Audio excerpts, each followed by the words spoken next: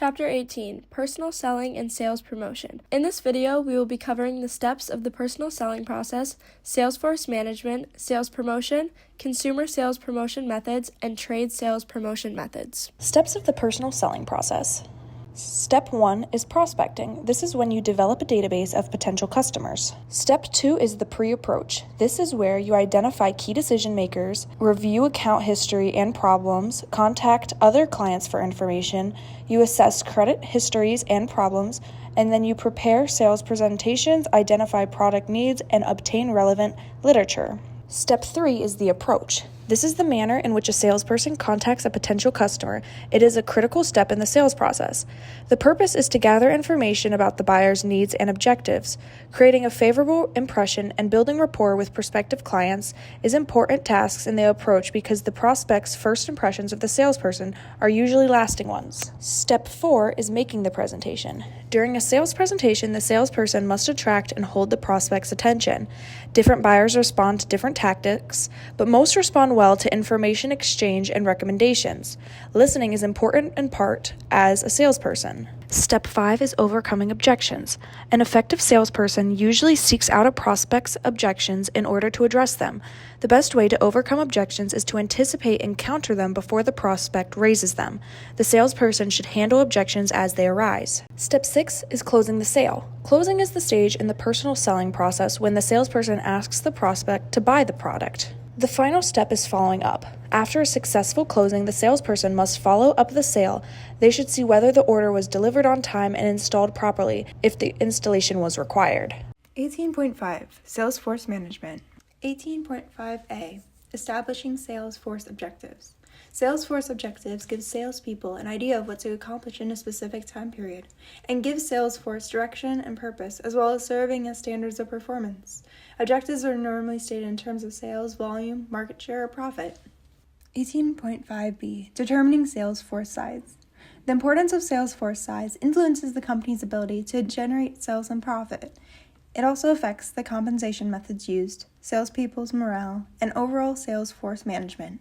Sales force size has to be adjusted periodically due to change in marketing plans. Analytical methods to help determine optimal sales force size depends on how many sales calls per year are made and the marginal analysis. 18.5c Recruiting and selecting salespeople.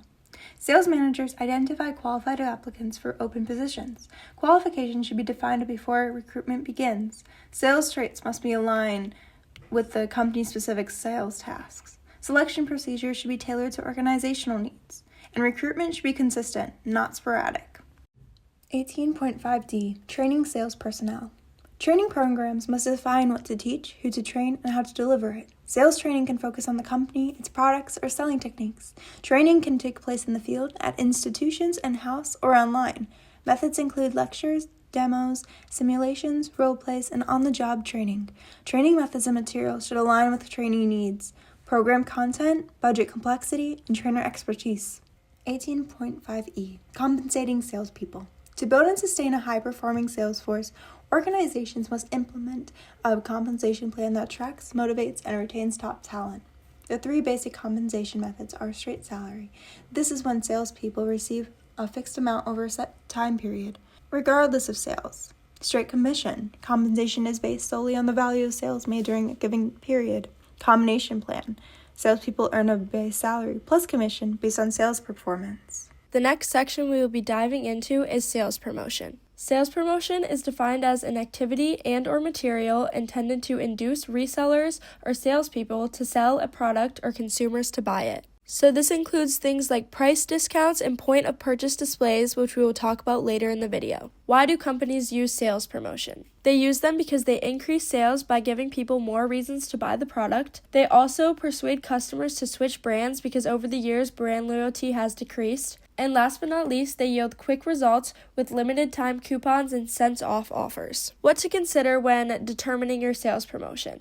You should consider the product characteristics, which includes things like price, size, weight, cost, durability, uses, features, and hazards. You should also consider target market characteristics like age, gender, income, location, density, usage rates, and shopping patterns. How you're going to distribute the product is another thing to consider, and then competition is as well, like online retailers. 18-7 Consumer Sales Promotion Methods. Used to encourage or stimulate consumers to patronize specific retail stores or try particular products. There are 12 total methods we will talk about today. To start, we have coupons, which reduce a product's price. Cents off offers allow consumers to pay a certain amount less than regular price. Money refunds, where customers submit proof of purchase and are mailed back a specific amount of money. Rebates, where a person is sent a dollar amount for making a purchase. Shopper loyalty and frequent user incentives can vary between companies, but incentivize individuals to frequently purchase products by rewarding them when they do. Point of purchase materials are used to attract customers to certain items or brands. Demonstrations promote sales by allowing consumers to see how a product works and try it out. Free samples also promote sales by giving customers a chance to try a company's product. Premiums are items that are given for free or at a lower cost as a bonus with the purchase of another product. Consumer contests encourage customers to compete for prizes based on personal skill. Consumer games give out prizes based primarily on chance.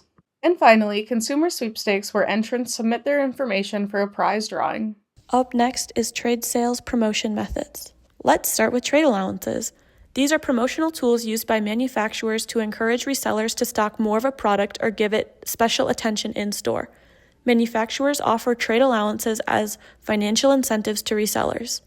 The idea is to motivate them to carry more stock, promote the product more actively, or set up special displays.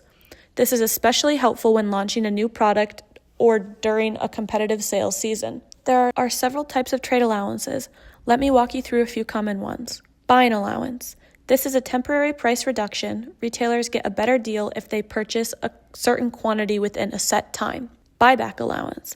The manufacturer agrees to buy back unsold units after a promo period ends. This reduces risk for the retailer.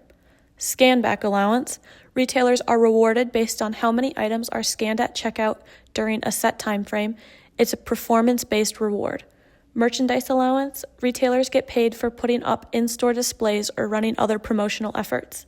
So in short, trade allowances are all about giving retailers a reason to prioritize your product, whether that's by ordering more, promoting more, or displaying it more prominently. Next up are two promotional tactics that help manufacturers and retailers work together to drive sales: cooperative advertising and dealer listings.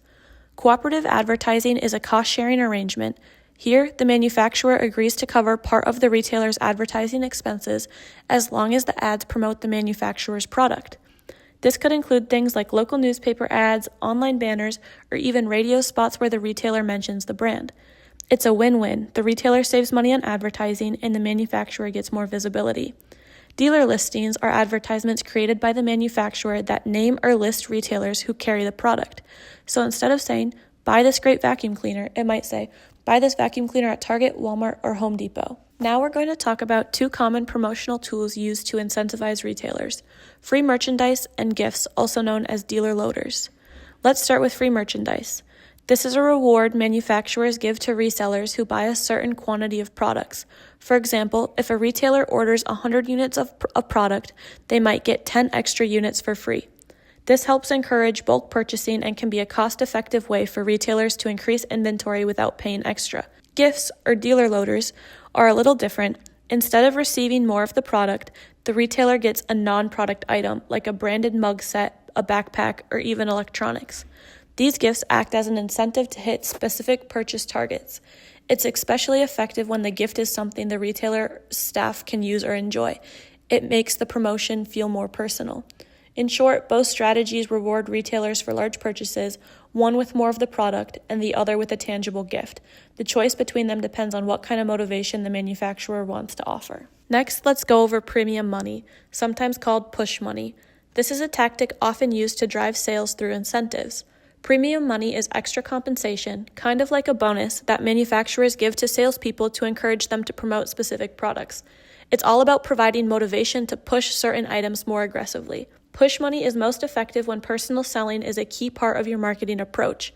For example, if you're selling something that requires explanation or persuasion, like electronics or specialty products, this type of incentive can really boost performance. So in short, premium money helps move products off the shelf. Now let's talk about sales contests, a common strategy used to drive short-term motivation in sales teams. Sale contests are competitions created to motivate distributors, retailers, and salespeople.